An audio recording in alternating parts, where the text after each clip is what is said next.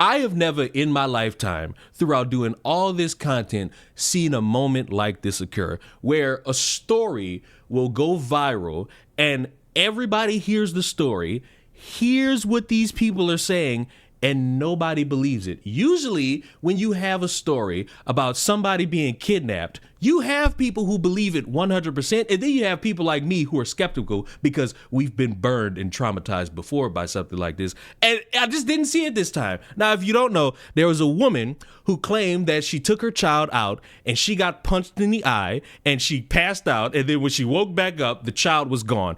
We come to you guys asking you to help us find our son. He was abducted last night from Big Five. Somebody struck my wife while she was trying to change his diaper. And we just ask if anybody knows anything to please contact Yucaipa Police Department. Don't hesitate, just call. His name's Emmanuel. He's 7 months. He's 7 months old.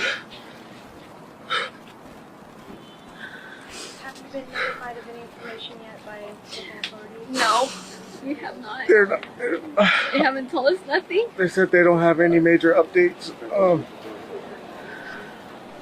you guys plan on doing a local search of your own? We are Yeah, we have at 4 o'clock here at Yucaipa. I fell on the floor and I said as I got up, I couldn't find my son. I got him out of the car seat and I laid him down and so I could get his diapers ready. And somebody said, "Hola," and that's all I remember. And I saw white.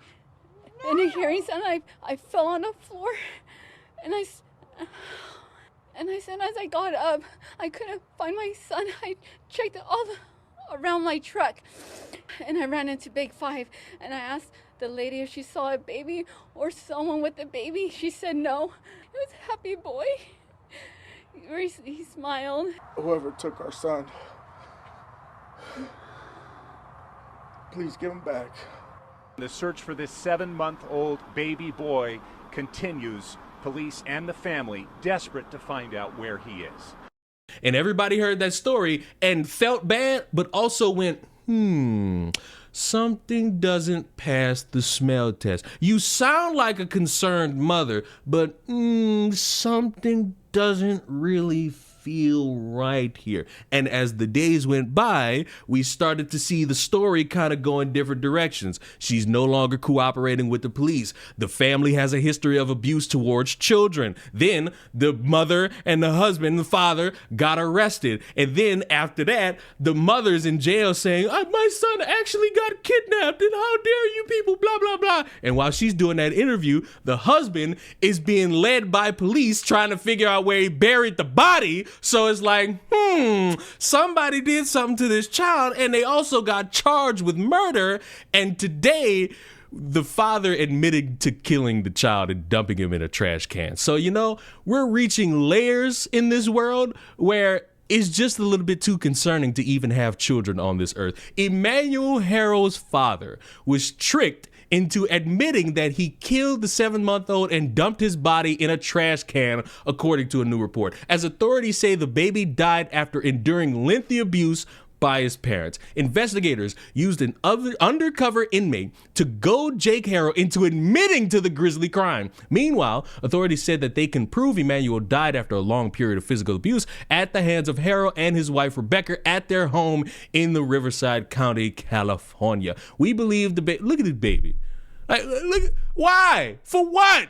We believe baby Emmanuel was subjected to abuse over time, and because of that abuse, he succumbed to his injuries. We have a pretty strong indication of where the remains of the baby Emmanuel are.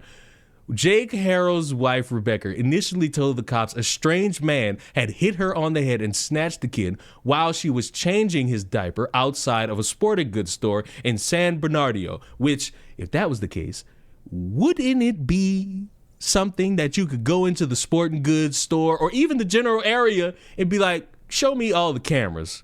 Like, wouldn't this be here? The sheriffs, as I stated earlier, arrested the Harrells several days later and charged them with murder, citing inconsistencies in their stories. Jake Harrell changed the story from jail, telling cops he rolled over on Emmanuel while he slept and suffocated him, burying his body near a freeway.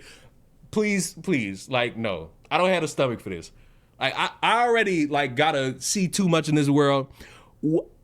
A lot of y'all are unfit to be parents. Like I know that y'all want to hunch on each other all the time, but why are you rolling over your child, killing it, burying the body, and then going above and beyond to come up with some story to where this woman got a black eye, so either she actually got socked in her eye and they actually tried to play it off, or somebody actually just beat her because she can't take a punch. Either option, I still don't care because they belong in jail.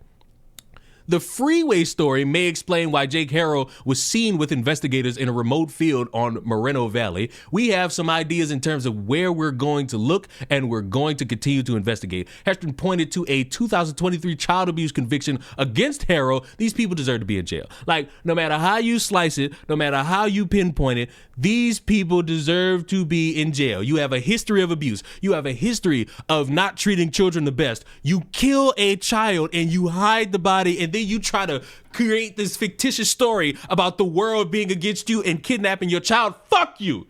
And I'm glad that I reached a point in society where people don't just jump on something with immediate support. You even had neighbors hearing the story and being like, something don't feel right here. But now everybody once we saw that firsthand, her interview, everyone was very suspicious from the get-go.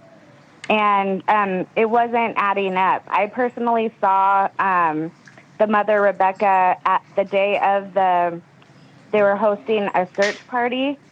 And I went to do the search party with them, and I just thought it was very strange that she was walking to her car just fine, or a car in the parking lot just fine. And then the news vehicles started coming in, and then she limped away. So at that point, I kind of had a very bad feeling that we weren't searching for a child in the area. Did you have these suspicions before police went public with their suspicions? Yes, I had it from the get-go. Right when I saw her interview was a big red flag. Like I said, it just doesn't happen where someone walks up behind you out here, knocks you out, and takes a baby, and no witnesses, and it's a very busy street. I'm glad I've inseminated my seed into all of your minds into realizing that jumping on a story first is never really going to be a smart thing. There are real kidnapped victims in this world who don't get this same level of coverage. There are these people who actually go missing days, weeks, months, sometimes years, and they end up being found alive or dead. And these parents, these families gotta grieve. They gotta suffer. They gotta deal with this.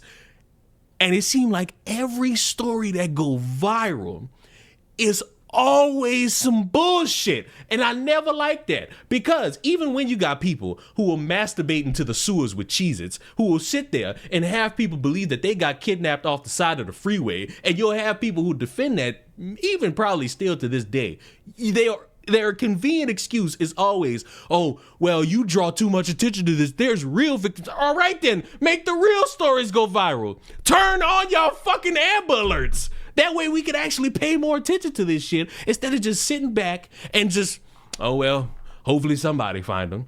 There are too many examples of something fake being the thing that garners the most attention. And I don't know, maybe it's just me, but if I was to hunch and grind over a woman consensually and then let loose all of my insides into their body, and then 9 months later, there's a developed sperm that has come out and now that's a version of me, maybe I'm just crazy. I'm not killing it. I'm not sleeping on top of it. I want to nurture a child. I want to make sure that they grow up so that they could end up like me, a cantankerous individual who has a sultry voice, whether it be a girl or a boy. Killing your child is some of the most heinous shit you could do. And the fact that motherfuckers did this and then came up with a story and then tried to double down while at the same time we got the cops tricking the motherfucker into speaking about this shit. Fuck these parents. You're not even parents. You are, by the layer of the definition, evil people. And I, for one, am someone who could be controversial in the moment and say, I'm going to make that phone call to Big Frida and Big Tyrone because I want them both to have a nice introduction to what it means to not be responsible with seed. Because as long as I live on this earth, I will not really accept nor give favor to people who don't give favor to other people. I'm sorry that I don't have a heart like most of you watching this, but when you do something so heinous, your layer of charitability goes out the fucking window, and I hope nothing more for you but the absolute worst, because you deserve it. And killing your own child, yes, you deserve the absolute fucking worst.